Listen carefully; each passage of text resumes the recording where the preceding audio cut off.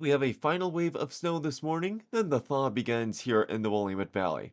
I'm meteorologist Hannah Leach coming at you with today's update and a quick recap of yesterday's half of the storm, though the more detailed recap will be saved for tomorrow's video. First off, the National Weather Service's watches and warnings. First off, we have a winter storm warning that expires Friday at 10 a.m. for the Portland area, the Columbia River Gorge, the lower Columbia River Basin, which was upgraded from a winter weather advisory, and the northern Oregon Coast Range. There's also an ice storm warning for the central and southern Willamette Valley that expires Friday at 4 a.m. So by the time most of you are watching this, that will have already expired. Though I won't be surprised if that switches to a winter weather advisory, especially for the central Willamette Valley. For the Cascades, a winter weather advisory is also up until 10 p.m. tonight.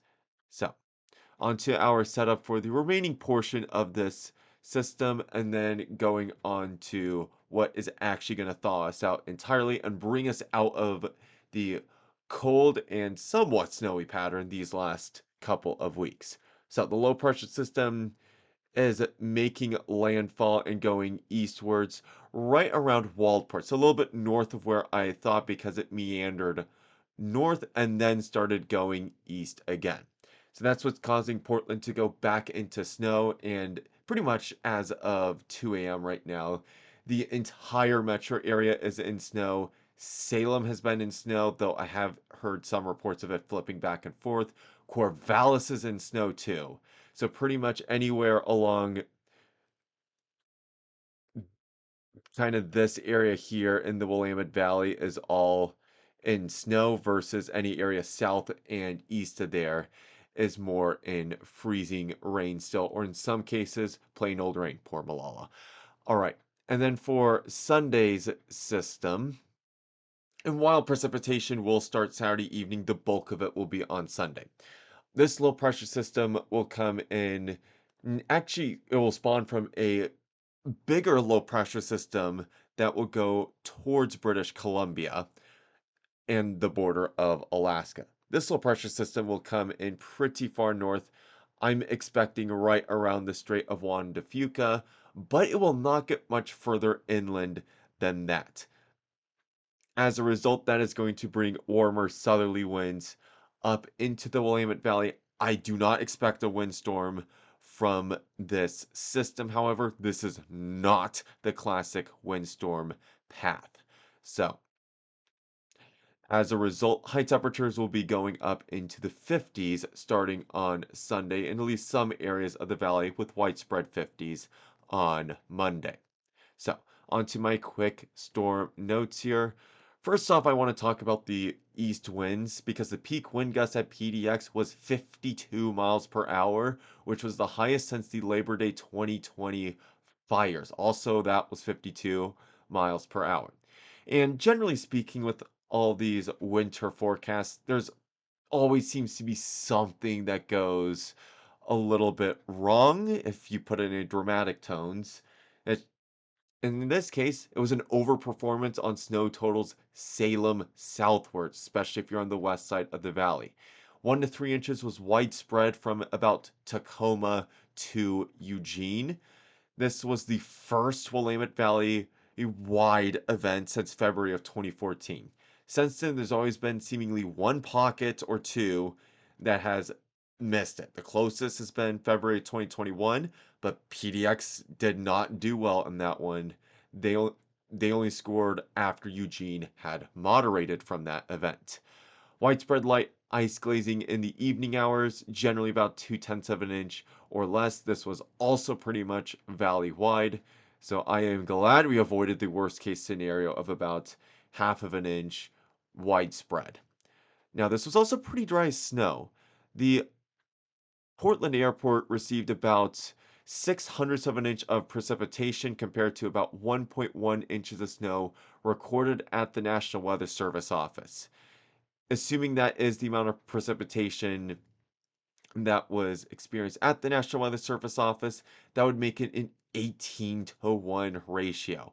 However, as I believe the east winds ate up some of that precipitation the closer you got to the Columbia Gorge, I think a 15-to-1 ratio seems a little bit more likely for the snow totals there.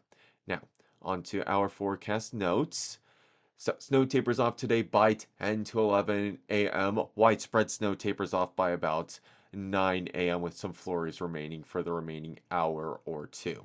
I think probably about 1 to 3 inches widespread, though by the time all of you are waking up, that will have already fallen. So that includes the Portland metro area and the Willamette Valley west of I-5, excluding the Eugene metro area by 10 a.m. Corvallis is the furthest south that I have been seeing in snow reports, and based on where the low pressure system is making landfall at and moving east, I do not anticipate that snow line to spread further south, though I will note the Marys River Bowl there from Corvallis to Philomath has been doing work on keeping the cold air trapped and deep. They transitioned to snow even before Salem tonight. On the ground right now is a snow lasagna. It's more slippery than it looks. So be careful out there. And yes, it might look like the perfect texture for running, but take it a little bit slower than usual if you do happen to be out there. Roads do not improve until this afternoon at best. I think a lot of the side streets will take a little bit longer, though. If you're on the main roads, you should be fine by about 1 in the afternoon. The one change in the forecast is that the gorge does look to moderate temperature-wise a bit, so I'm going to be raising my forecast temperatures to compensate for that. Right, on to our timeline, and I will start with the Corvallis temperatures and conditions. So first off, this morning, flurries for Corvallis proper, though if you are further east in the valley or in the Eugene metro area, I do expect that to be more freezing rain. And then once we get into the late morning hours and early afternoon hours, more sun breaks, steady temperatures right in the low 40s throughout the afternoon hours before cooling back off overnight. And I've skipped Saturday morning just to show when I expect that rain to start Saturday evening. I do expect increasing clouds throughout the day on Saturday, if not being completely overcast. High temperatures right around 45 degrees, with rain starting, I would say, between the 9 and 10 o'clock hours that evening.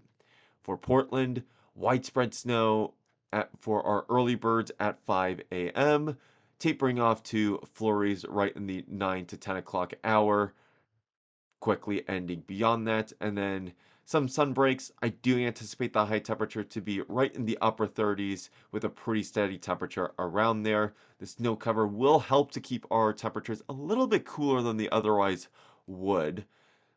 And then low temperatures will be in the low to mid 30s before warming back up to the mid 40s on Saturday as the east wind starts to crank, but I don't anticipate that to be more than about 20 miles per hour, and the gorge cold pool will have been significantly moderated. So, onto our 7-day forecast for the South Valley. High temperatures around the low to mid 40s for the next 2 days before warming back up to right around normal plus or minus a few degrees. The low temperatures will be actually a little bit above normal through the duration of the 7-day forecast, with our wettest days being on Sunday and Wednesday. Now, moving on to the Portland metro area. Snow tapering off today, and then otherwise, that's pretty much it. Because the gorge is moderating more tomorrow than I originally forecast, I've decreased the freezing rain chances in Portland for Saturday, now only saying a slight chance of freezing rain, and really that's only there for Troutdale, Camas, and Washougal. Rest of the metro area, you'll probably be fine. Then temperatures warm up on Sunday before going back up close to normal on Monday and Tuesday, cooling off a bit for our second round of rain on Wednesday, and then warming back up a bit on Thursday. This is going to be a great mountain snow pattern as well for any skiers and boarders out there. So that's going to be it for this video. Tomorrow's video might be my final update on this system, depending on how Saturday evolves. So until then, stay safe out there and take care.